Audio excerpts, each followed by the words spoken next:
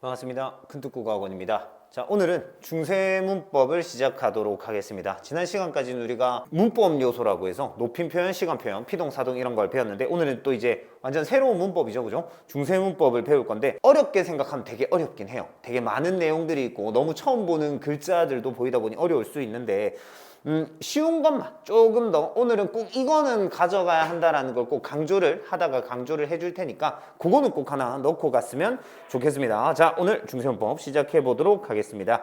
그럼 중세문법을 하면서 제일 먼저 해야 되는 건 의문이, 자, 우리가 했던 의문의 변동할 때 그 의문이죠. 쉽게 생각하면 자음과 모음, 자음과 모음이 어떻게 만들어졌느냐를 먼저 배우도록 하겠습니다. 그럼 초성글자, 중성글자, 종성글자가 어떻게 만들어졌느냐를 얘기를 하는 건데, 큰이라고 했을 때 초성이 뭔지, 중성이 뭔지, 종성이 뭔지 알죠? 그런데 초성과 종성은 똑같은 자음이 들어가지 않습니까? 그죠? 그래서 종성은 따로 만들진 않은 거예요. 종성은 따로 만들지 않고 그냥 초성이 있는, 즉 초성과 종성이 뭐죠? 결국 자음이죠. 그죠? 중성이 모음이죠. 그죠? 그래서 종성을 따로 만들진 않고 그냥 초성을 다시 들고 왔다라고 얘기해서 종성, 부용, 초성이라고 얘기를 합니다. 종성은 그냥 초성을 끌고 와서 썼다라고 이야기를 하면서 종성, 부용, 초성 하면 종성은 끝이 나요. 참고로 지금 쪽수가 중세문법 3쪽입니다. 전체 쪽수 있는 친구들은 7쪽이고요. 그죠? 중세문법 3쪽.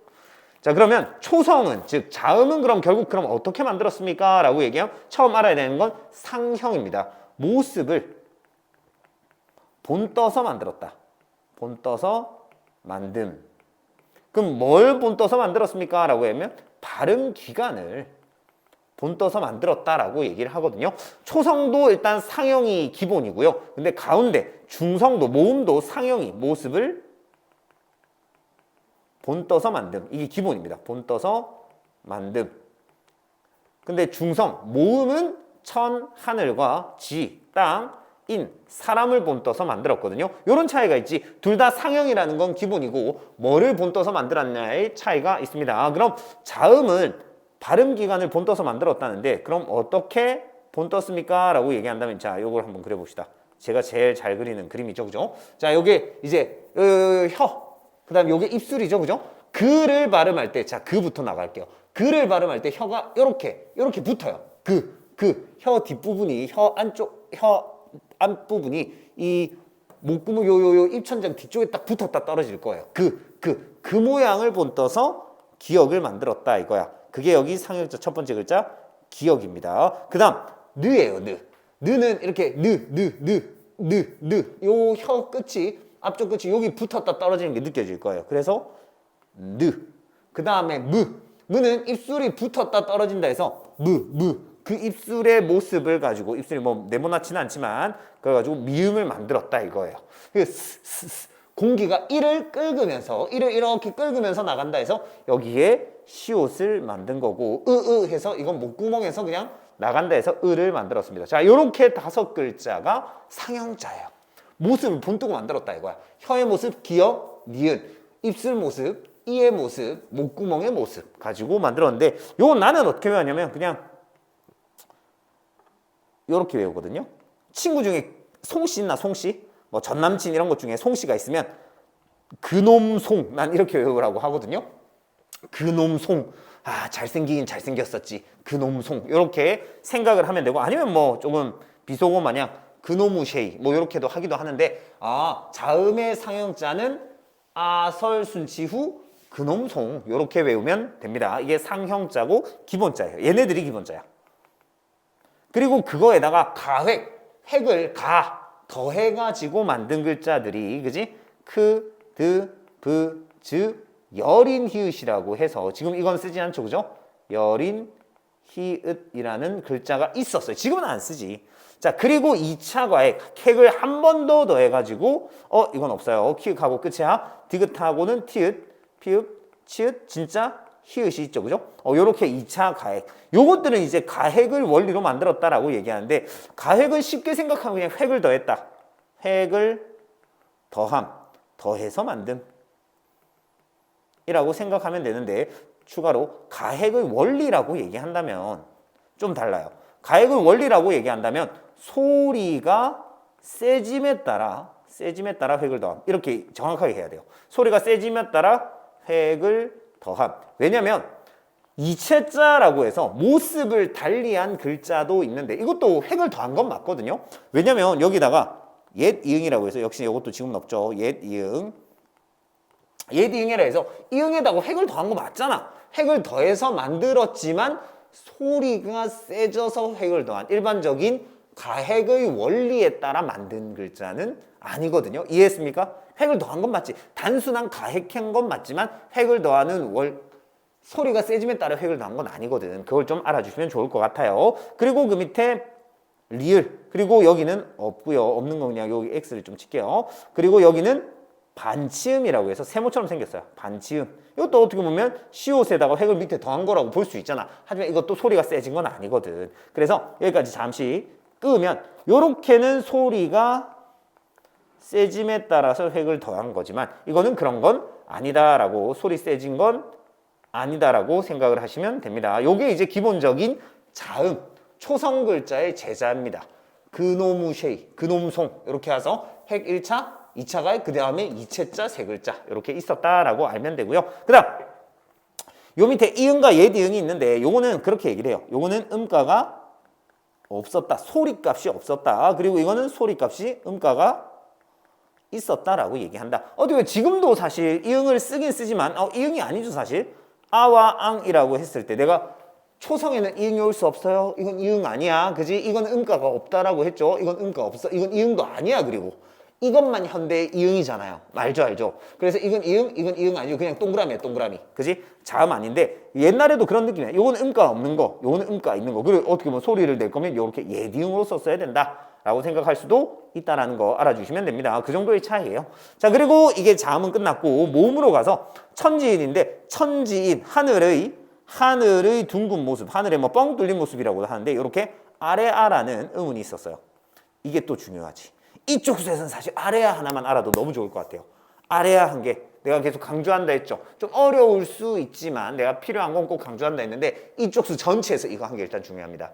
아래아는 알아두고 그 다음에 땅의 평평한 모습 이건 음입니다. 그 다음 사람의 서 있는 모습이라고 해서 이가 있고요. 천지인 요게 역시나 상형 모습을 보고 본 떴죠. 합성은 뭐 합쳐서 만드는 거지. 그걸 쭉쭉쭉쭉 합쳐서 만들면은 이제 아, 어, 우, 우 이건 이제 이 아래아 이 그 다음에 아래아 아래아 이렇게 만든 게 초추 한 번만 더 한다는 거고 제라고 해서 한 번 더 다시 한 번 더 더한다라고 해서 야여요 어떻게 나오는지 알겠죠? 이 아래아 이 아래아 아래아 이렇게 더하면 너희 흔히 삼성 애니콜 뭐 이런 거 들어봤습니까? 너무 옛날 폰인가? 삼성에 천지인 키보드 들어가면 요거 가지고 천지인 가지고 막 자음 다 만들잖아. 맞죠? 예를 들면 뭐 와를 쳐봐라 라고 하면 아래아 이 아래아 하면은 우와가 나올 건데 뭐 이런 식이지 그지? 이런 식으로 만들어졌다 이거야. 그렇게 알고 있으면 됩니다. 별거 없죠 그죠? 그리고 여기 뭐 아래아의 발음 및 소실 과정이라고 되어 있는데 아래아는 초성에서는 첫 음절에서는 아로 읽었고요. 그 이후에는 주로 으로 읽었다. 주로예요, 주로. 첫 음절에서는 그 얘는 으로 읽었는데 점점 일단 그 두 번째 음절 이후에 요 아래아가 으로 바뀌었고요. 그 다음에 첫 음절에 아래아가 아로 바뀌었다라고 얘기하는데 참고만 하시면 됩니다. 참고. 자, 이렇게 하면 사실 일종은 끝났는데 여기서 하나 내가 체크했다. 어떤 거? 아래아라는 의문이 있었다라는 거. 요거 하나 꼭 좀 알아줬으면 좋겠습니다. 사실 이건 중등 때 한번 싹 했을 거야. 그지? 그걸 기억을 하면 너무 좋을 것 같은데 그게 기억이 안 나더라도 새로 그냥 이렇게 지금 처음 보는 아래아라는 모음 하나가 있었구나라는 걸 알고 우리가 넘어가도록 하겠습니다. 자, 그 다음 넘어가서 중세국의 표기 방법인데요.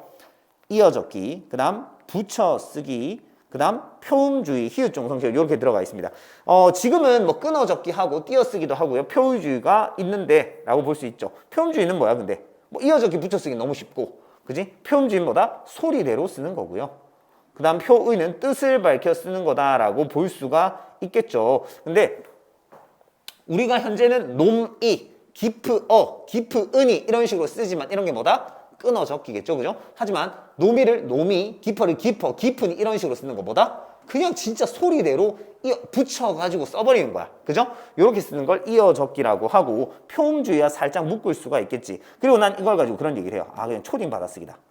초딩 받아쓰기라고 생각하면 됩니다. 초딩이 글자도 잘 몰라. 그냥 막 말하는 대로 그냥 쓰기만 쓴 거예요. 그죠? 그거를 초딩 받아쓰기라고 생각을 하면 되고, 그리고 옛날에는 또 밑으로, 세로로 썼거든요. 그걸 예를 들면 이런 거야. 밥을 먹어. 뭐 이런 식으로 쓴 거야. 밥을 먹어. 밑으로 이렇게. 그리고 뭐다? 그냥 비읍도 밥을 먹어. 이런 식으로 이어적기까지 해가지고 써버렸다고. 띄어쓰기도 안 하고 세로 쓰기도 했다라는 거 더하기 알아주시면 좋을 것 같습니다. 자, 그러면 연철, 분철, 중철이라고 되어 있는데 그 끊어적기 가지고 한번 넣어가 봅시다. 우리가 지금은 끊어적기를 하지. 놈이, 몸이며, 얼굴이며, 머리털이며 이런 식으로 하는데 이어적기라고 해가지고 뭐가 있다? 우리가 밥을 가지고, 자, 지금은 밥을이라고 쓰죠. 밥을. 그럼 그걸 이어적기 해봐. 뭐라고 써야 될까? 이어적기. 뭐다? 그렇지. 그냥 밥을 이렇게 썼다고요. 이어적기를. 그런데 중철이라고 해서 중복이야, 중복. 한 번 더 쓴다라는 거거든요. 그럼 지금은 밥을이라고 쓰지만 이게 이제 표의주의겠죠. 그죠? 뜻을 밝혀서 그대로 쓴 거. 이건 소리대로 밥을이라 쓴 거. 의미를 안 밝혔지. 밥이라는 의미를 안 밝히고 그냥 소리대로 썼죠. 근데 중철이라고 해서 약간 과도기의 표기법이 있어요. 야, 끊어 적을까, 이어 적을까, 어떻게 적지? 에라 모르겠다. 그냥 중복해서 다 써버리자. 거듭 적어버리자 해서 쓰면 어떻게 쓰겠어? 내가 한번 생각해봐. 어떻게 쓰겠어? 한 번 더 쓰면 되겠죠. 밥을 이렇게 써요? 무슨 밥을이야. 그지? 어떻게 쓴다? 좀 지금은 당연히 이상하죠? 밥을이라고 쓰는 거야. 조금 과도기적 표기였다. 과도기. 그죠? 표기. 어떻게 써야 할까라고 할 때 그냥 그렇게 쓴 적도 있다라고 얘기를 하시면 되고요. 요거 그냥 기본적으로 난 하나 초딩 받아쓰기였다라는 걸 좀 알아주시면 됩니다. 현대의 표기법과는 좀 다를 수 있어요. 이런 것도 약속 시간에 늦으니 하는 걸 늦으니라고 안 쓰고 늦으니 이렇게 쓰는 거였다고요. 알겠죠? 초딩 같은 느낌이다 라고 알아주시면 된다. 그것만 알면 되고, 그 다음 넘어가서 방점입니다. 방점은 성조를 표시하기 위해 글자의 왼편에 찍는 점이라고 해서 방점이란, 그러니까 성조를 표시하기 위해 찍는 점이야. 글자 어디? 글자 왼쪽. 난 사실 앞쪽에라고도 얘기하거든요. 이제 글자의 성조라는 건 소리의 높낮이라는 건데, 높낮이 한자로는 같은 말로는 고저라고 얘기해야겠죠. 높고 낮고 고저를 드러내는 거예요. 절대. 진짜 선지 자주 나오나. 뭐다? 소리의 길이를 드러낸다. 혹은 같은 말로 장단을 드러낸다라는 이런 말은 틀린 말이야. 이렇게 하면 안 돼. 길이다, 장단이다 이런 말은 방점이랑 전혀 상관없습니다. 물론 현대로 가면서 약간 관련된 거 있어. 근데 그거는 이제 이거를 현대로 가져가야 되는 거고, 그거 말고 방점 자체 가지고는 소리의 길이 안 돼. 길이 아니야. 고저만 얘기를 해야 됩니다. 알겠죠? 성조, 고저, 높낮이 그것만 맞는 거야. 길이, 장단 안 돼. 일단 요거 하나 해놓고 어디 찍는다? 그 높낮이를 알려주는 글자를 딱 써놓고, 예를 들면 자 써봅시다. 나, 낫, 말이라고 돼 있어요. 글자를 딱 쓰는데 방점을 여기다가 요렇게 붙어 있거든요. 요금 점 한 개가 찍고 점 두 개를 찍은 게 있어. 그럼 이 점 한 개는 낫 걸까, 랏 걸까? 이 점은 누구 거다? 이건 랏 겁니다. 어떻게 높이를 어떻게 읽을지 알려주고 글자를 썼다라고 생각하면 되는 거야. 그럼 이 점 두 개 누구 거? 말 거지. 그럼 나는요, 점이 지금 없는 거예요. 알겠습니까? 그래서 방점은 안 찍거나 한 개 찍거나 두 개 찍거나 였거든요. 그래서 저렇게 들어간 거예요. 그럼 그걸 어떻게 읽는지 한번 보면, 일단은 평성, 거성, 상성이라는 게 있었고요. 추가로 입성이라는 것도 조금 얘기를 해볼 건데, 평성이라는 건 점을 안 찍어요. 거성은 하나, 상성은 두 개를 찍는 건데, 상성 그렇게 생각하면 돼. 상. 너희가 아는 한자 상 하면 무슨 상 알아? 그렇지. 위상 알죠? 위상, 그죠? 그거 생각하면 쉬워요. 요렇게 된다 이거야. 점 찍고 위에서 점 찍고 이렇게 생각하면 돼요. 알겠습니까? 그게 이제 상성인데, 그럼 평성부터 어떤 소리냐면, 평성은 낮은 소리입니다. 낮은 소리. 그럼 하나 찍으면 높은 소리야. 중간 소리 아니야. 높은 소리. 그러면 이걸 애들이 점을 두 개 찍어. 더 높은 소리인가? 이렇게 해버리는데, 아니야. 상성이라니까 낮에서 높이라고 생각하면 됩니다. 알겠습니까? 낮에서 높. 이건 그냥 낮은 소리, 중간 소리는 없어. 낮은 소리, 높은 소리, 낮은 소리에서 높은 소리로. 낮에서 높으로 가는 소리다라고 생각을 하시면 됩니다. 그럼 입성은 뭔데요? 입성 잠시 보류. 입성 잠시 보류하고 평성, 거성, 상성만 일단 얘기를 해보자고요. 낮은 소리, 높은 소리, 높아지는 소리. 그럼 이제 나란 말을 어떻게 읽어야 되는지 나오는 거야. 나는 뭐다? 안 찍어 있으니까 낮은 소리. 평성이겠죠? 랏은 뭐다?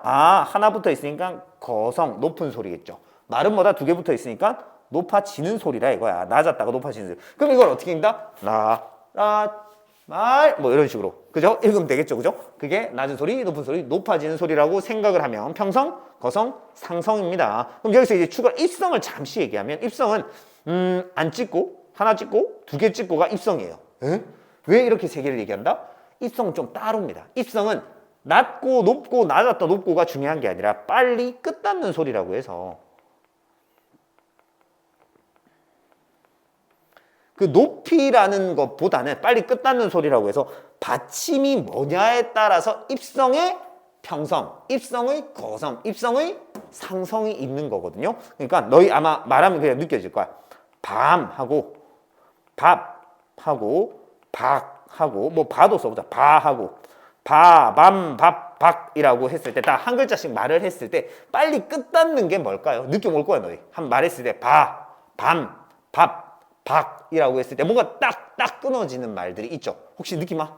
한번 소리 내기 좀 그런가? 한번 근데 소리를 내야 느낌이 오는데 바, 밤, 밥, 박. 내가 일부러 그렇게 읽는 거 아닌데 내가 좀 강조해서 읽으면 사실 바, 밤, 밥, 박. 너무 티납니까? 그죠? 입성이라는 건 이쪽 끝에 받침이 이런 식으로 음운을 배웠다면 이제 파열음이 이렇게 마지막에 오는 애들이 입성이에요. 그러니까 얘네들은 똑같이 만약 여기다가 내가 전부 다 한 개씩 읽을게. 한 개씩 다 찍으면은 전부 다 뭐다? 전부 다 거성입니다. 전부 다 높게 읽는 바, 밤, 밥, 박이라고 하는 거 거성 맞는데 밥과 박은 입성이면서 거성인 거다. 자, 그럼 점 때문에 결정나는 게 아니라 뭐 때문에? 이거는 받침 때문에 결정나는 입성이라는 게 있다. 근데 여기까지 나는 지금 한 번에 요거까지 하는 거는 욕심이라고요. 뭐 받침까지 또 외우고 있습니까 다. 그지? 그냥 일단은 평성, 거성, 상성이라도 알아두세요. 안 붙이는 거, 하나 붙이는 거, 두 개 붙이는 게 평성, 거성, 상성이구나. 입성이라는 것도 있구나. 이거는 뭐 똑같이 평성, 거성, 상성 얘기하면 되지만 그냥 받침에 따라서 결정이 나는 건데 일단 요거까지 신경 쓰지 말라고. 평성, 거성, 상성 좀 알아주면 좋을 것 같습니다. 자, 그리고 넘어가서 어두자음군. 어두자음군이라는 건 초성에 합용병서가 오는 것을 어두자음군이라고 하는데 뭐 합용병서도 모르는데 어두자음군을 어떻게 알겠습니까? 그죠? 그럼 합용병서는 뭔데요? 그럼 합용병서를 하기 전에 병서도 알아야 돼. 나란히 쓰는 거 여기 돼 있네요. 나란히 쓰는 것 자체가 병서입니다. 그럼 그 병서 중에서 그 두 가지가 있어요. 각자병서, 합용병서. 각자병서는 같은 글자 나란히. 합용병서는 다른 글자를 합쳐서 나란히. 난 이렇게 얘기하거든요.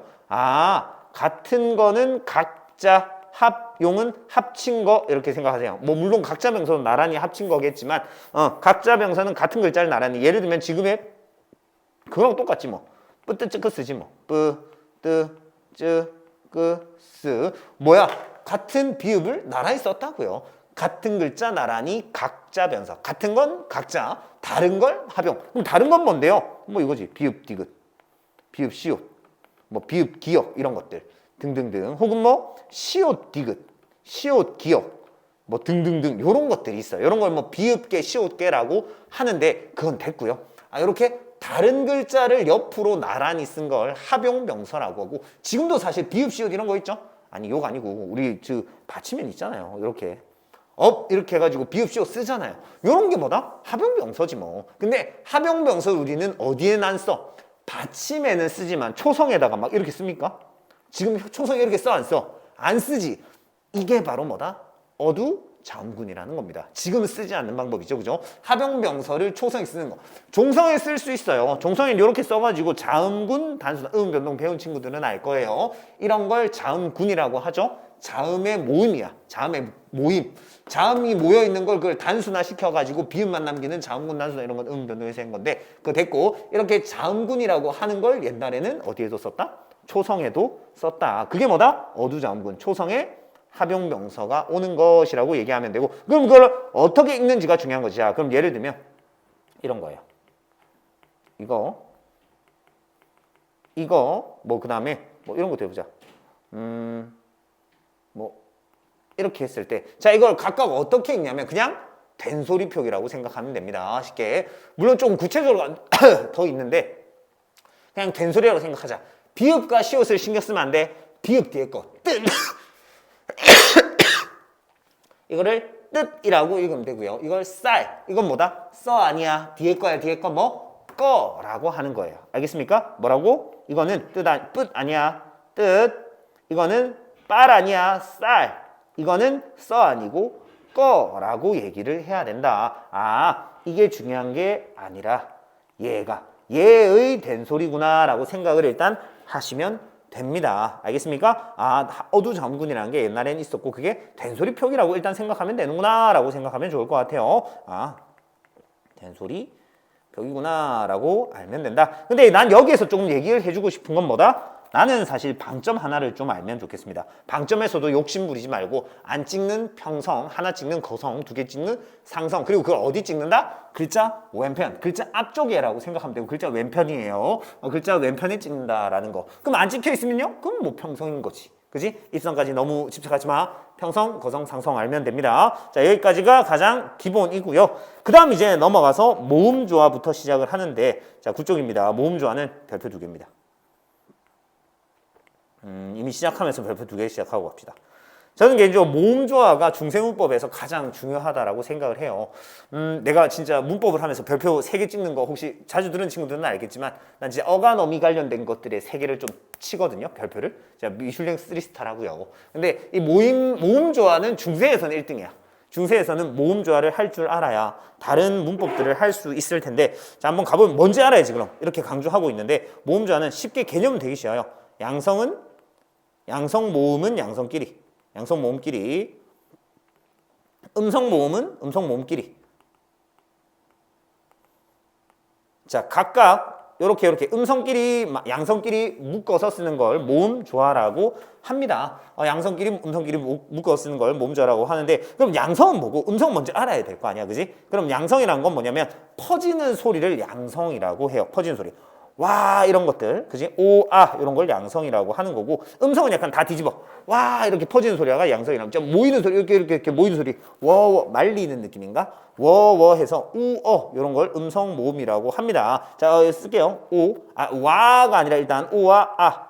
그 다음에 여기는 우와, 이런 것들이 양성이고 음성인데, 그리고 양성에서 오, 아 말고 한 개가 더 있어요. 여기서 이제 아까 내가 첫 번째에서 별표 쳤던 뭐가 있다? 아래, 아라는 게 여기 들어가요. 아래야. 아래 아잖아. 아래 어도 아니고 아니까 아랑 이렇게 같이 묶자고요. 얘네들이 다 양성 모음이고요. 얘네들이 음성인데, 그리고 또 음성이니까 으도 음성이에요. 일단 음성이니까 으도 음성이다. 뭐 이렇게 가면 좀 쉽겠죠, 그죠? 그리고 모음조화라는 건 사실 또 이거부터 얘기하면 지금도 씁니다. 어떻게 되냐면, 자, 현대에도 예를 들면 먹다, 막다, 그 다음에 뭐 보다, 혹은 뭐 두다라고 했을 때 이거의 과거형을 말해봐. 너희가 과거형을 한번 생각하라고 했을 때 딱 들어가는 글자들이 있죠, 그죠? 밥을 먹다의 과거형 뭐야? 그렇지, 먹었다. 공을 막다의 과거형? 공을 막았다. 영화를 보었다라 안 하지. 보았다. 뭐 바둑을 두다에 두았다 아니지, 두았다 아니지, 두었다라고 하잖아요. 자, 이게 모음조화입니다. 현재 너희는 너무 자연스럽게 이렇게 쓰고 있는 게 모음조화라고 얘기를 하는 건데, 옛날에는 내가 아까 중요하다라고 별표 쳤던 이 아래 아의 존재 때문에 모음조화가 훨씬 철저했다. 그리고 그 모음조화 너희 너무 자연스럽게 쓰고 있는데 아래아 때문에 계속 뭔가 일이 많아질 수도 있는데, 자, 일단 보세요. 아는 거야. 먹었다, 막았다, 보았다, 두었다 다 아는 거라고요. 어떻게? 여기 어는 어끼리 썼잖아 지금. 오아, 우어, 아아. 이게 모음조화라고요. 아무것도 아니죠, 그죠? 우리가 지금 쓰는 거야. 오아, 우어, 아는 앞끼리, 어는 앞끼리 쓰는 거. 요건데, 잠시 넘어가서 아래 아라는 게 있었기 때문에 되게 철저했다라고 얘기를 하거든요. 이게 뭐 때문이냐면, 지금은 이제 조사가 예를 들면 뭐 은는이라는 조사가 있죠. 그리고 뭐 을를이라는 조사가 있죠, 그죠? 을를. 근데 옛날엔 이게 다가 아니었어요. 은는과 모음조화를 맞추기 위한 아래아 은, 아래아 는, 을을도 아래아 을, 아래아 를까지도 있었단 말이야. 모음조화를 맞추기 위해서 이렇게나 더 있었단 말이에요. 그래서 모음조화가 베이스가 안 되어 있으면, 기본으로 안 되어 있으면 뒤에 나오는 문법들이 조금 어려울 수 있다. 알겠죠? 그러니까 모음조화를 꼭 좀 머리에 넣어야 돼. 뭐라고 별거 아니야. 지금도 하는 거야. 근데 아래아가 있어서 지금 너희가 뭔가 많은 것처럼 느낄 수 있는데 많긴 많아요. 많긴 많지. 많이 생겼지. 막 지금은 쓰지 않는 조사들이 많았는데 현재는 이게 아래아가 없어지면서 다 없어졌죠. 그죠? 좀 편해졌는데 아래아라는 게 있었고 아래아가 양성 모음이었다는 걸 꼭 알아주면 너무 좋을 것 같습니다. 그리고 뭐도 옛날에 애도요. 뭐 학교 애 같다, 학원 애 같다라고 할 때도 그것도 아이 애도 있었어요. 아이 애. 요것도 이제 사실은 또 이건 뭐 아래아 때문에 생긴 건 아니지만 모음 조화를 위해서 이것까지도 따로 조사들이 있었다라는 걸 꼭 좀 알아주면 좋을 것 같습니다. 그럼 단모음에는 뭐 와가 퍼진 소리야, 양성모음 알겠지? 뭐 등등등이 있고요. 음성에는 요것들이 있고 그다음 뭐 이중모음에는 뭐 와겠지 뭐 와, 여기는 워 이런 것들이 음성이다. 그다음 야, 여, 요, 유 이런 것들이 양성. 당연히 오가 양성인데 요도 양성이지. 우도 음성이면 유가 음성이지. 뭐 당연하게 들어가면 되겠죠, 그죠? 이런 식으로 넣으면 되고, 사실 여기서 제일 중요한 건 모음조화라는 게 있었다. 지금도 있다. 지금도 있고 조금 약화되었어요. 그 약화된 건 맞아. 뭐가 없어지면서 아래아가 없어지면서 얘네들이 다 사라졌거든. 얘네들이. 그래서 약화된 거지만 아직까지 있다. 그래서 말 잘해야 돼요. 이거 모음조화는 현대에 오면서 현대로 오면서 없어졌다 하면 안 돼. 약화 혹은 뭐 파괴되었다 뭐 이런 것도 괜찮아요. 단 주의해야 되는 것 없어졌다는 틀린 말이야. 없어졌다 이거는 안 되는 말이야. 이건 안 되는 말, 이건 안 되는 말. 알겠죠? 오케이. 요게 모음 조화입니다. 아무것도 아니야. 양성은 양성끼리, 음성은 음성끼리 모음 조화.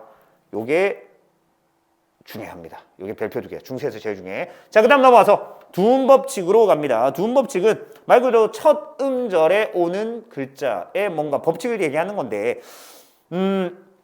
니은은요, 이나 이. 자, 요것도 이미 좀 어려울 것 같아, 너희. 이렇게 제이처럼 생긴 게 반모음이라고 하는 건데요. 반모음이라고 하는 건데, 이게 뭐냐면, 야, 여, 요, 유에 오는 녀석들이야. 야여 요유에 원래 야의 우리가 제자 원리랑 달라요. 제자 원리는 야는 아까 뭐였다?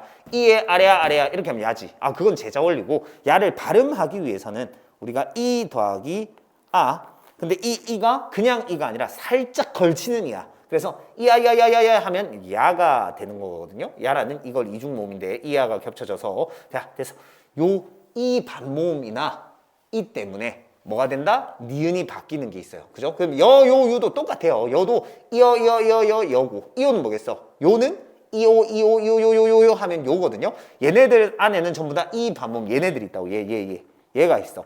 그래서 얘가 있으면 어떻게 됩니까? 인데 이거의 대표적인 예는 니은이 뭐가 된다? 그냥 떨어지는 거예요. 이응 아니야. 니은이 이응이 된다. 그렇게 하면 안 돼. 예를 들면 그러니까 여자 여자죠. 여자. 그다음에 뭐 요도 이런 거 있죠, 그죠? 이게 여자인데 이게 초성에 왔을 때 첫 음절에 왔을 때 이 모음과 만나면 뭐다? 니은이 이응이 됩니다. 가 아니라 니은이 떨어진다라고 해야 된다고요, 그죠? 여자라고 해서 니은 탈락이 일어난다. 요것도 역시 요도라고 해서 니은이 탈락한다. 라고 알아주면 되겠죠, 그죠? 요게 이제 니은의 두음 법칙이고요. 리을의 두음 법칙은 이나 반모음 이 모음 앞이라고 해서 요것도 좀 쓰면 똑같아요. 요것도 리을이 이나 이 반모음 앞에서는 떨어진다라고 생각을 하시면 됩니다. 요게 이제 예로는 이건 엄청 많아요. 쓸 리자거든요. 리용. 그다음 뭐 레이. 이것도 혼례할 때 레인데, 그지? 얘도 이예요. 예. 이 반모음을 만나서 전부 다 뭐다? 리을이 다 떨어져 버리고 어떻게 된다? 이용, 뭐 예의 명절할 때 예의가 된다라는 겁니다. 이게 이제 두음 법칙 리을과 관련된 거고, 리을이 이나 이 반모음이 아니면은 그냥 여기가 리을이 뭐가 된다? 니은이 된다. 리을이 니은 된다. 요 얘는 뭐 락원, 여기가는 뭐 늙을 로자거든요. 로인, 일할 로자, 로동. 근데 이게 전부 다 뭐가 된다? 낙원, 노인, 노동 요렇게 된다라는 겁니다. 근데 여기서 왜 뭘 얘기를 하고 싶냐면 두음 법칙을 잠시 얘기를 했고요. 근데 중세에는 이게 없었다는 거야, 그냥. 중세에는 이런 두음 법칙이 없었다. 북한은 지금도 없다고 하던데 그렇다라는 거예요. 그래서 노동당 이렇게 얘기를 하죠, 그죠? 그런 거다. 그냥 두음 법칙이 없었다라고 생각을 하시면 됩니다. 중세는 없었다. 국외음화 따로 설명하지는 않겠습니다. 국외음화는 우리가 의문의 변동에서 얘기하는 뭐 형식, 형태소, 이나, 이, 반모음, 앞에 오는 디귿, 티읕이 지읒, 지읒으로 변한다. 요건데 역시나 중세는 없었다. 그럼 이걸 가지고 알아야 되는 거는 뭘 알아야 되냐면 가끔 디귿이나 티읕이 중세에서 나온다면 현대에서는 어쩌면 디귿, 티읕이 지읒, 치읓으로 발음해야 할 수 있다. 발음해야 할 수 있다. 요거를 좀 알면 너무 좋을 것 같아요. 요것만 하나 알면 돼. 알겠죠? 자, 그 다음 아래아를 어떻게 읽을 것인가. 요건 이제 앞에서 했는데 첫 음절에서는 아, 그 이후에서는 으라고 읽으면 됩니다. 그 다음 넘어가서 동북정운식 표기라고 해서 이거는 한자 표기와 관련된 방식인데 여기서 중요한 거는 요거예요. 생종이라고 쓰인 걸 잠시 볼게요. 한자를 우리말로 표기할 때 어떻게 표기했느냐라는 거거든요. 근데 이거의 핵심은 초성, 중성, 종성을 모두 갖추어 썼다. 근데 없는데도 갖추어 쓴 거야. 종성 발음이 없는데도 갖추어 쓴 게 특징이에요. 어떤 식으로? 요거를 보면 되겠죠. 생종을 보면 됩니다. 자, 생종을 봤을 때 이건 사실 세상 새거든요. 그죠? 너희가 아는 세종대왕의 세종이에요, 사실. 근데 이 이응과 이 이응이 다르지. 이 이응, 꼬다리 달린 이 이응을 뭐라고 한다? 그렇죠. 이런 이응을 옛 이응이라고 하죠. 아까 기억나나? 옛 이응은 음가가 있고요. 그냥 이응은 음가가 없다라고 얘기를 했었는데 그게 여기서도 이제 이야기가 들어갑니다. 이건 음가가 없어요. 이건 그냥 뭐다? 그냥 형식적으로 붙여준 한자기 때문에 이게 세상세라는 한자기 때문에 형식적으로 종성까지 표기를 해줬지만 읽는 건 아니었다. 그래서 이걸 결국 뭐다? 세종이라고 되는 거겠죠. 그죠? 그럼 여기 봐봐. 이것도 그럼 정이라고 읽어야 될까? 저라고 읽어야 될까? 뭐다? 꼬다리가 달려있으니까 이건 진짜 정이라고 읽어야 되는 거겠죠. 그죠? 요런 게 동국정식 표기다. 자, 그럼 여기 중세문법 5쪽에서는 알아야 되는 거 아까도 얘기했지만 요거 모음조화 이게 진짜 그냥 별표 2개야. 중세에서 그냥 1등이에요. 중세에서는 모음조화를 할 줄 알아야 양성끼리 음성끼리를 할 줄 알아야 다른 문법들이 가능하다라는 걸 알아주면서 사실 두음법칙? 난 글쎄 그죠? 그냥 없다. 그냥 지금은 쓰고 있지만 옛날에는 없었다라는 거. 국외음화도 옛날에는 없었다 정도. 동국정식 표기 뭐 이런 한자 표기가 있었다. 되게 쉽게 말하면 너무 쉬운 건데 너무 집착하지 말라고. 첫 술에 배부를 수가 없습니다. 제발 오늘 모음조화 요거 일단 머리에 제발 좀 넣어가야 되고요. 그리고 이걸 알아 이제 뒤에부터 문법이 가능해요. 자, 모음조화를 알아야 여기 뒤에 있는 걸 얘기를 할 수가 있는데 조금 더 쉬운 거부터 얘기를 합시다. 페이지 7쪽 전체 쪽수로는 11쪽에 있는 요 목적격 조사부터 얘기를 합시다. 페이지 11쪽 중세문법 7쪽입니다. 목적격 조사는 현대에는 을밖에 없죠. 그죠? 근데 을을이 목적격 조사인데 지금도 똑같아. 을은 왜 을과 를로 차이가 나? 의자, 책상이라고 했을 때 의자를 책상 을이라고 하잖아. 아, 이거 너무 뭐 생각하고 말합니까? 뭐 당연한 거 아닙니까? 창문도 얘기해보자 그럼. 창문 뒤에 뭐 넣어야 돼? 창문 을이야, 창문 를이야? 당연히 을 아니야. 왜 그런 차이가 납니까? 그렇지? 마지막 글자가 자음으로 끝난 너희 뭐 받침이라고 하죠. 그죠? 받침이 그래 있냐? 없냐 가지고 을을 너무 자연스럽게 말을 하죠. 똑같지 뭐. 그럼 자음 뒤에 똑같아. 아, 을이라고요. 모음 뒤에 를인데 이렇게 쓰면 안 돼. 이렇게 쓰면 안 돼. 지금 두 개가 틀렸어요. 왜? 현대는 을을 하면 끝이긴 했지만 중세였다면은 양성 모음 뒤냐 음성 모음 뒤냐 가지고 모음 조화를 또 철저하게 맞춰줬어야 된단 말이죠. 그럼 하나가 지금 여기 세트로 틀렸어요. 위에가 틀렸는지 밑에가 틀렸는지 하나가 틀린 건데 양성 모음이래며 음성 모음이래며 그럼 양성 모음과 음성 모음이라고 봤을 때 여기 보세요. 으가 있는데 양성이 으가 맞아? 음성이 으가 맞아? 뭐가 맞다? 그렇죠. 음성이 으가 맞잖아요. 양성은 으가 아니지. 그래서 이게 틀렸어요. 이걸 뭐라고 써야 된다? 아래야 을, 아래야 를이라고 쓰는 게 맞습니다. 현대는 을을 똑같아. 그건 제발 똑같아요. 자음 뒤에 모음 뒤에 을을 쓰는 건 똑같아. 누가 갑자기 의자 을이라고 하냐고요. 의자 을은 아니지. 의자 을인 건 알지. 근데 여기서 이제 모음 조화를 한번 맞춰봐야 되는데 이게 마지막 의자였으니까 아였으니까 을랑은 안 어울리네. 모음 조화가 안 맞네. 그러면 이거를 아래야 를이라고 써야겠구나라고 들어가는 거. 이게 모음 조화를 맞춘 겁니다. 의자 아래야 를. 왜? 아니까 아래아와 모음 조화가 맞다 이거야. 그거를 맞춰야 되는데 자, 그럼 문제를 한번 해봅시다. 난 맨날 하는 건 나, 너, 곰 좀 띄어쓰자. 나, 너, 곰, 국이라고 얘기했을 때 이게 목적격 조사 지금 똑같지? 나를 제발 나를 너를 이걸 틀릴 사람은 없죠? 갑자기 을이라고 쓰진 않잖아. 그 다음 곰을 국을 이렇게 써놓고 이렇게 해놓고 모음 조화만 맞추면 돼요. 그럼 지금 숫자 1, 2, 3, 4번 중에서 틀린 게 몇 번이야? 나를 너를 곰을 국을 이건 틀리지 않았을 거고 모음 조화가 틀린 게 있죠. 그죠? 몇 번? 양성 음성만 따지면 돼. 몇 번이 틀렸다? 그렇지. 나를이 이게 B 틀렸죠? 그 다음 뭐가 틀렸다? 고물이 이게 B 틀렸을 거야. 왜? 아 여기 아잖아요. 아면 양성이고 여기 오잖아요. 그죠? 그럼 또 양성이니까 나 아래아 르이 와야 되는 거고요. 그냥 를 같네. 아래아 르이 와야 되고요. 곰 뒤에도 아래아 을이 와야 되는 거지. 아래아 을 요렇게. 근데 자 요렇게 쓰면 오케이 모음 조화 잘 맞춘 거야. 나 아래아를 너를 곰 아래아을 국을 이렇게 썼는데 이게 근데 끝이 아니지. 몇 번은? 3, 4번 여기서 끝내면 안 돼. 자 아까도 또 처음에 얘기했던 중세문법 표기는 어떻게 쓴다? 이어 적기를 한다. 초딩 받아쓰기를 해야 돼요. 누가 초딩도 아니다 이제 한 유딩쯤 된다 칩시다. 유딩이라고 했을 때 고물 했을 때 뭐라 써? 그냥 고물이라고 쓸 거 아니야. 그지? 그거를 그대로 살려서 고 아래야 물 이렇게 써야겠죠. 그 다음도 구 아래야 뭐야 이것도 구글이라고 써야겠지. 오 구글 그 구글입니다. 그지? 국을도 구글이라고 쓰는 게 맞다라고 생각을 하면 좋겠습니다. 다 이어적기 해야 되니까 그게 기본이야. 알겠지? 그게 목적격 조사에서 얘기하는 모음조화고 내가 오늘 계속 강조하고 있는 모음조화다라는 거 꼭 알아주면 좋을 것 같고 여기서 이제 마지막 목적격 조사만 하나를 더 얘기하면 이렇게 써놨어. 만약에 이렇게 써놨어요. 다에다가 아래아를 딱 해놓고 요걸 가지고 요거는 다에다가 목적격 조사 역시나 모음조화까지 잘 맞춰서 아래아 르를 잘 썼구나 라고 얘기할 수가 있겠지만 그게 다가 아니야. 그게 다가 아닙니다. 왜요? 역시나 유딩 이어적기라니까 유딩 받아쓰기니까 이게 진짜 다 더하기 아래아 르이었을 수도 있지. 진짜 다를 그거 전부 다를 나에게 줘 뭐 했을 때 근데 이게 뭐일 수도 있다? 달이었을 수도 있다고요. 달에다가 아래아 을이었을 수도 있다. 그랬는데 이어적기를 해서 다 아래아 르까지 갔을 수도 있거든요. 요건지는 나중에 현대어를 보고 이것만 갖고는 몰라요. 이것만 갖고 이어쓰기 표음주의니까 이어적기를 했을 거 아니야. 그지? 그렇기 때문에 이게 다를인지 몰랐을 텐데 이게 이어적기를 해야 되니까 이렇게 됐을 수 있겠구나. 요런 가능성도 항상 염두에 둬야 한다. 요런 가능성도 있다라는 거.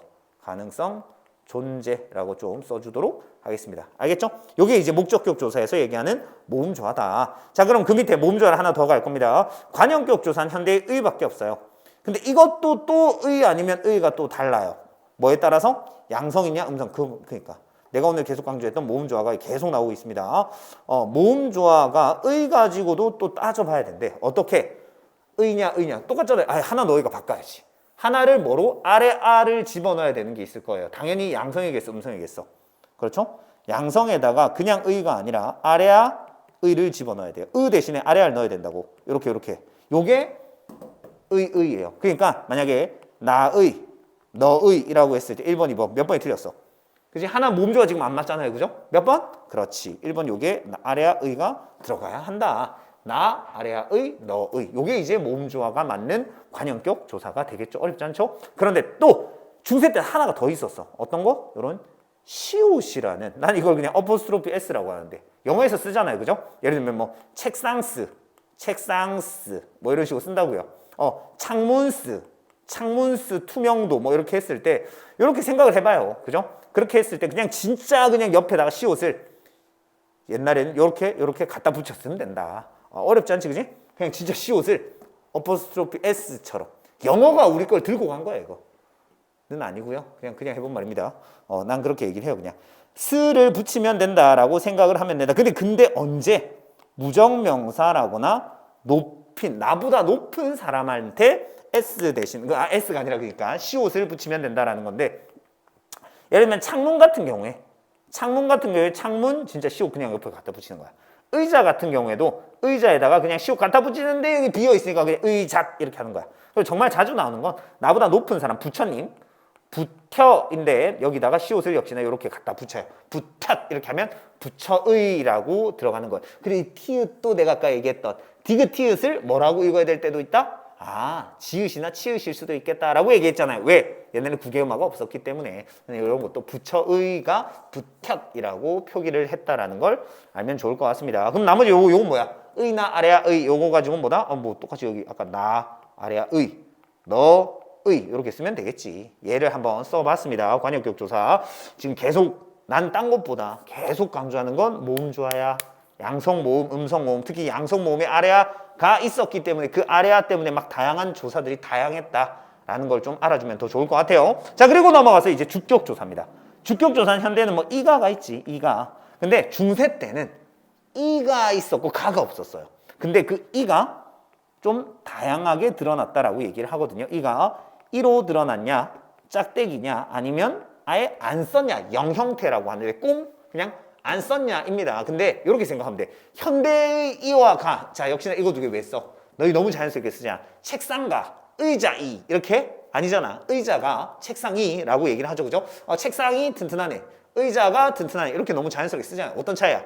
역시나 자음뒤 모음뒤라고 알고 있잖아요. 똑같습니다. 이냐 짝대기냐는 똑같아. 어디디? 자음뒤 똑같은 거야 이거는. 짝대기는 전 이거 이것도 이지. 이거 똑같은 이인데 이게 이제 동그라미가 있고 없고 차이로 난 그냥 이고 짝대기라고 표현을 해요. 그게 이제 알아듣기 편하니까 이고 짝대기인데 그 짝대기는 그럼 똑같이 가와 똑같은 거야. 뭐다? 모음 뒤에 그냥 짝대기를 그냥 갖다 붙인 거예요. 자, 그러면 아까 책상이는 책상이야. 의자가는 의자가가 아니라 의자 짝대기를 갖다 붙인다고. 의자에다 짝대기를 붙여. 어떻게 돼? 의제가 되겠지. 진짜 의제라고 썼어요. 의제라고 쓰면 되거든요. 그럼 영형태는 언제 씁니까? 요거는 이제 자음 뒤에 붙인다라고 얘기를 했으니까 예를 들면 그건 창문이라고 합시다. 창문에다가 이를 붙였네. 요거는 이제 의자에다가 그대로 짝대기만 붙였네. 근데 짝대기를 붙여도 뭐가 됐다고? 의제가 됐거든요. 요건 창문이는 뭐가 돼 그럼?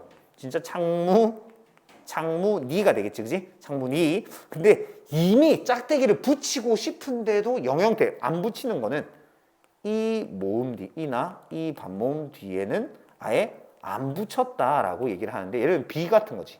비에다가는 이미 여기 이 모음이 있잖아. 그러면 아예 그냥 안 붙였어요. 그래서 그냥 비 이렇게만 썼다라는 거. 붙이면 뭐던데? 비 짝대기 뭐 이렇게 쓸 거야? 봐봐. 뭐 비에다가 짝대기 이렇게 쓸 거야? 이런 거 아니잖아. 그래서 그냥 안 붙였다라고 생각을 하면 됩니다. 그럼 자음 뒤에는 아까 얘기했던 대로 그냥 이 붙이고요. 모음 뒤에는 짝대기를 붙이는데 이나 이 반모음 뒤에는 아예 안 붙이기도 했다. 역시나 여기 또 이 반모음 이런 게 있는데 여기 있잖아. 이미 쉽게 생각하면 이가 이미 붙어있는 형태로 보이는 것들. 그렇게 생각하면 돼. 예를 들면 여기다가 써줄게요. 중세 때는 이렇게 들어가면 좀 이런 거. 왜, 위, 그 다음에 뭐 뭐 얘도 마찬가지겠죠? 얘 이런 것들 뒤에 아예 뭐가 보여 이미. 짝대기들이 보이는 애들 뒤에는 안 붙였다라고 생각을 하면 좀 편하겠죠, 그죠? 그래서 예를 들면 그런 거야. 금괴 있잖아, 금괴. 금괴가라고 하면 금괴 뒤에도 아예 안 붙였어요. 왜? 여기 짝대기가 이미 똑같이 있기 때문에, 그지? 그럼 배가 부르다라고 얘기할 때도 배도 뒤에 안 붙였어요. 왜? 역시나 짝대기가 이미 자리를 잡고 있기 때문에. 그래서 이건 경우에는 영형태라고 해서 아예 안 붙인 거고, 이런 거는 아로 끝났으니까 짝대기 붙여서 빼 한 거야. 공자 아래아로 끝났으니까 그냥 붙여서 공제 뭐 이런 식으로 되겠지. 공자가 이런 식으로 아예 짝대기만 붙였냐 안 붙였냐 이를 붙였냐라고 얘기를 할 수가 있습니다. 자, 이런 게 조사가 정말 중요하다. 알겠습니까? 조사가 정말 중요하고요. 조사 좀 중요합니다. 여기 별표 한 개 칠게요. 전체적으로. 근데 이 조사를 이해하려면 뭐가 필요하다? 역시나 계속 얘기하는 모음 조화가 필요하다. 그 모음 조화를 이해를 해야 조사에 어떤 모음 조화를 맞춰서 을을 쓸지 아래아를 쓸지 르를 쓸지 아래아르를 쓸지 그런 걸 할 거거든요. 충분히 잘할 수 있을 거라고 생각을 합니다. 자, 그럼 조사는 끝났고요. 앞으로 한쪽 넘어가서 어미 얘기를 하도록 하겠습니다. 어미 얘기를 할 건데 명사형 전사어미, 명사 파생전미사 요거는 잠시 넘어가도록 하겠습니다. 요거는 현대로도 조금 어렵긴 하거든요. 조금 맛만 보여주면 잠을 잠, 꿈을 꿈, 춤을 춤 이거 가지고 난 맨날 얘기를 하는데 이 앞에 있는 꿈춤잠, 뒤에 있는 꿈춤잠 이게 1번이고 2번이야. 근데 다른 단어입니다. 1번 애들과 2번 단어들이 품사가 지금 달라요. 1번 끼린 같아.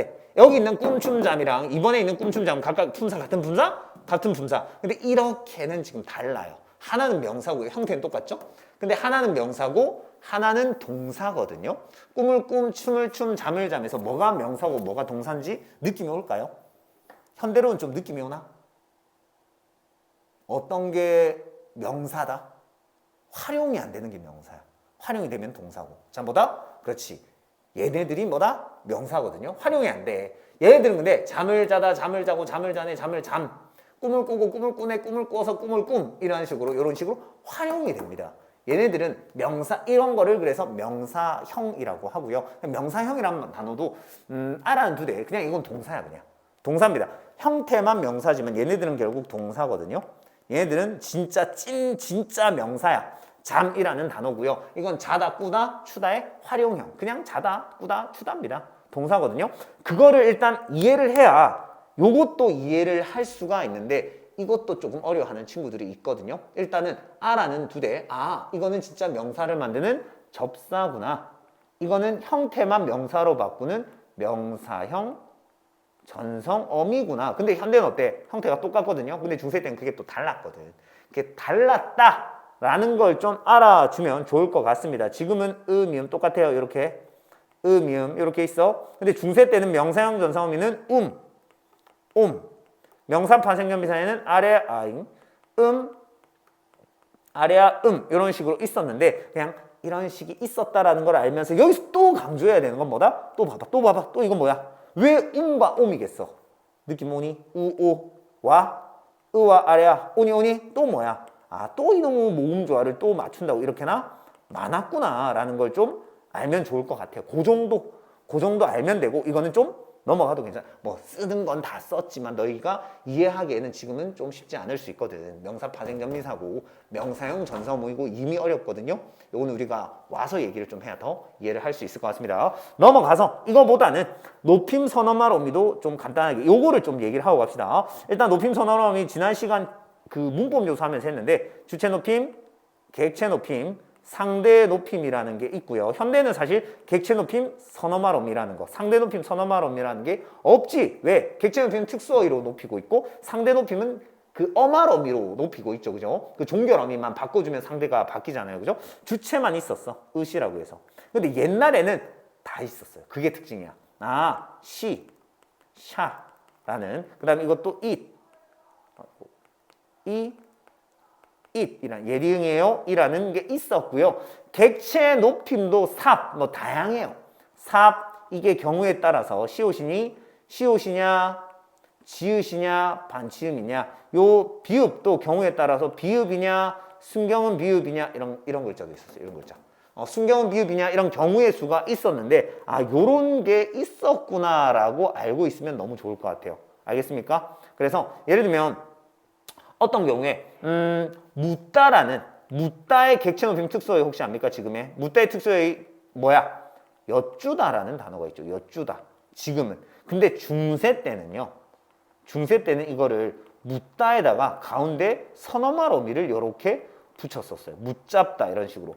그러니 문법 요소가 좀 다르지. 이거는 아예 특수어휘로 현대는 그렇게 말을 하는데 이거는 그냥 뭐 가지고만 마치 현대의 주체 높임처럼 특수어휘가 아니라 선어말 어미로만 그냥 묻다의 객체 높임을 만들 수가 있었구나라는 게 엄청 큰 특징이에요. 근데 이거는 알겠죠? 왜냐하면 지금이랑 완전 문법이 좀 다르잖아요. 그죠?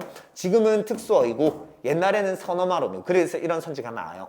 밑줄 치고 묻다의 특수어휘를 사용할 뭐 이런 식으로 해버린다고요. 애들이 요걸 보고 풀어버리거든. 잡을 안 보고. 알겠죠? 객체 높임 선어말 어미가 있었다라는 걸 알아주면 너무 좋을 것 같습니다. 자, 그리고 이제 마지막 넘어가서 여기서 사실 딴 것보다는 그냥 객체 높임 선어말 어미가 모두 다 있었다라는 걸 좀 알고 있으면 됩니다. 지금 뭐밖에 없는데 주체 높임 주체 높임 선어말 어미밖에 없는데. 알겠죠? 자, 그럼 넘어가서 이제 중세 의문형 어미로 가도록 합시다.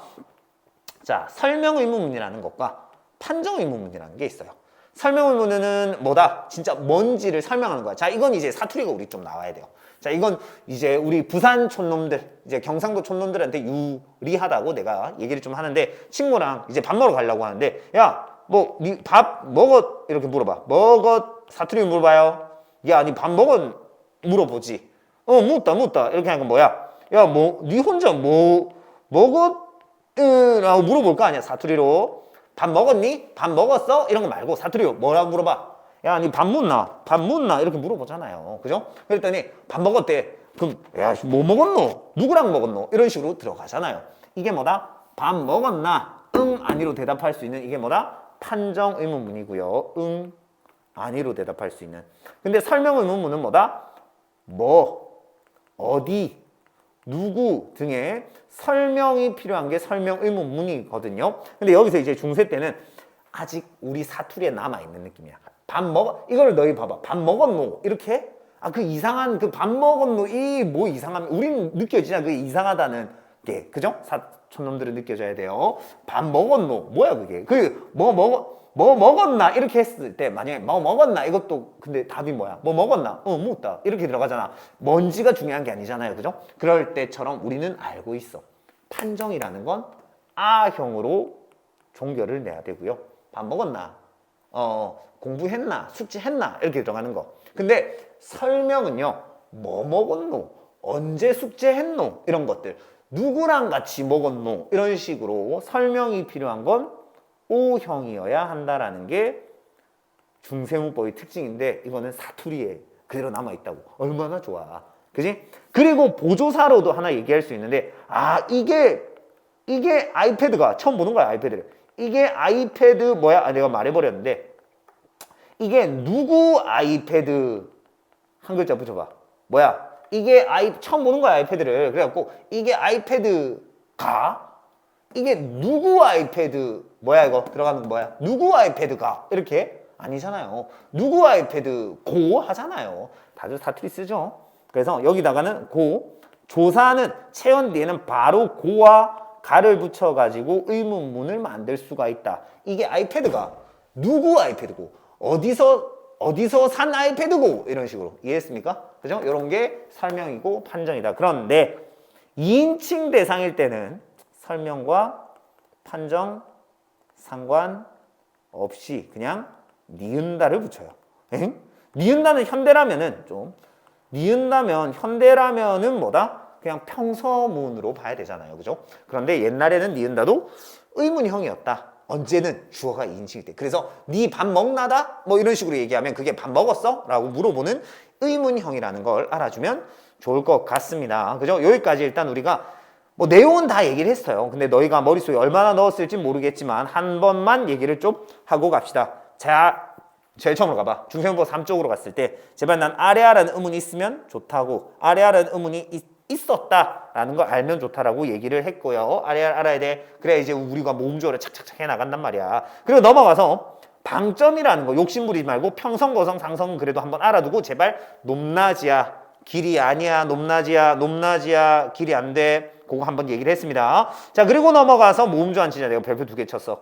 2개야 2개. 너무 많이 치는 것 같은데 2개. 근데 이게 중세문법에서 난 베스트예요. 이게 가장 기본이 돼야 되고 양성끼리 음성끼리가 무슨 말인지 양성 모음엔 그럼 뭐가 있고 음성 모음엔 뭐가 있는지를 알아야 너희가 이걸 할 수 있을 거라고 내가 생각을 하고 있고요. 두음법칙 됐고 구개음에 됐고 뭐 아래야 동국절 이런 건 나중에 또 해보세요.